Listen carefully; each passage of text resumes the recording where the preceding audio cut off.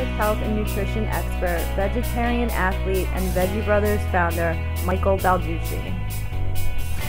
We're digging our graves with our forks, and so it's the animal abuse, but it's also and let me just say that for thousands of years, the world's greatest minds and the spiritual leaders have been advocating writings and scriptures to pursue a peaceful, nonviolent way of life. The greatest minds: Aristotle, Socrates, Plato, Pythagoras, Sir Isaac Newton, Leonardo da Vinci, Thomas Edison, Albert Einstein, Gandhi, the founders of most of the religions, Buddha, Mohammed, Krishna, Mahavira, Guru Nanak, and all the Sikh gurus, and according to the Dead Sea Scrolls, Jesus Christ. He was an Essene. The Essenes were historically proven to be vegetarian, and if you want more information, go to Google and type up the Essene Gospel of Peace. So we have all these wonderful people talking about, for thousands of years, that this breeds violence, this breeds hostility. We reap what we sow. Quantum physicists and other scientists are saying that there's conclusive evidence that the slaughtering of animals contributes to violence on the planet. And it makes sense because we know that when we slaughter an animal, at the time of death, there is a secretion of the stress hormones.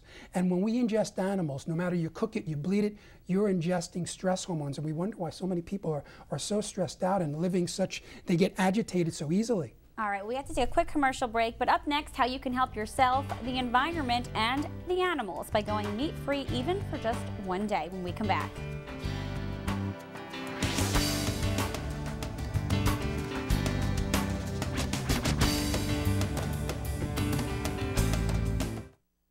Thanks for staying with us here on Eye in Ocean County. I'm Christina Seco. The Great American Meat Out is coming up on March 20th, and it's the world's largest annual grassroots diet education campaign aimed at introducing Americans to veganism and urging them to go meat-free even just for the day. Joining me now again to discuss more about this is Michael Balducci, the president and founder of VeggieBrothers.com and a board-certified health holistic counselor. Michael, thanks again for being with us. The Great American Meat Out that's coming up, you know, it is the largest campaign nationwide. Tell us about that and how important is it? I think it's important because it's a national campaign, and in towns throughout America, including this very county, Ocean County, you can go to meatout.org. There's a link that says events, and there's several of them in Ocean County. And so one can, who's not already been exposed, maybe wants to try some foods, possibly get some free samples, get some free literature, can go and learn for the day or the time that they're having these events. And it's a wonderful way to interact with people who are already practicing a vegetarian, vegan lifestyle, who know about all the reasons. Hopefully it's not just the health, but it's the animals, it's the environments, and more recently it's the economic impact that we're finding with the healthcare costs and our it's a phenomenal grassroots campaign. There's lots of them out there like that, and I totally encourage people to go to meatout.org, click the events, and look for what's in your area. Absolutely. Now, you mentioned it's for, you know, the benefits are for the animals, for your health, and for the planet. Are there risks and difficulties about being vegan? If someone at home is thinking of maybe, you know, cutting meat out of their diet, I mean, is it safe? Is it safe? According to what I've learned, yes, it is. As a matter of fact, it's the opposite that's unsafe. The risks are, you know, if I'm medically speaking, B12.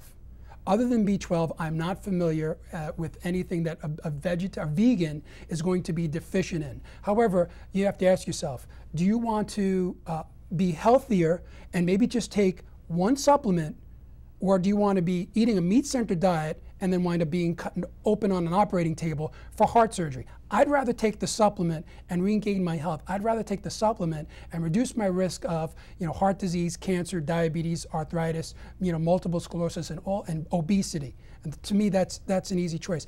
Risks also are, well, unfortunately in society, it's a meat-based society. So we can't walk out our door and to the left and to the right there's a vegan restaurant and vegan practitioners that are helpful and happy to serve our community.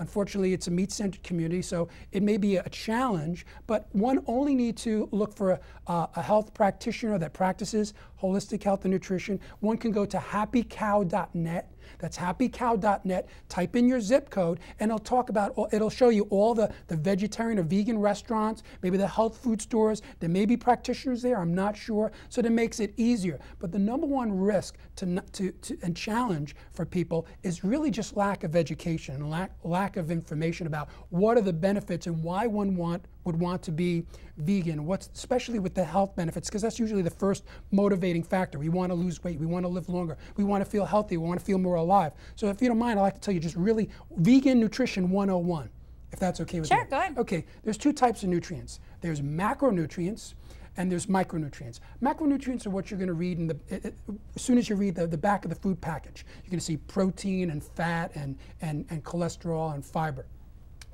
And certainly we need macronutrients. Protein, we certainly need it. But we feel, practitioners in my field feel that we're getting way too much animal protein, and people like the great researcher Dr. T. Colin Campbell, author of the China study, has found correlation with too much animal protein once it gets above our recommended the recommended daily allowance on the low side, which is 10%. Once we get above that of calories, it starts to cause situations where we can start breeding cancer and other illnesses and diseases.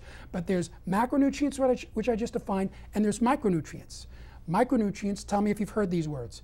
Vitamins? Sure. Minerals? Sure. Antioxidants, phytochemicals, phytosterols. Well, these are the things that protect us and keep our body fit and fine and help us with keeping us looking young and reversing our aging process, or keeping it aging aging more slowly than what we would otherwise want it to be, and helps with fighting illness and diseases. And there's very small micronutrients in animal foods, yet plant-based foods have ample amount of protein. Pound for pound, you can get about as much protein in broccoli than you can in a steak. And animal foods have no fiber, and fiber is only found in plant-based foods.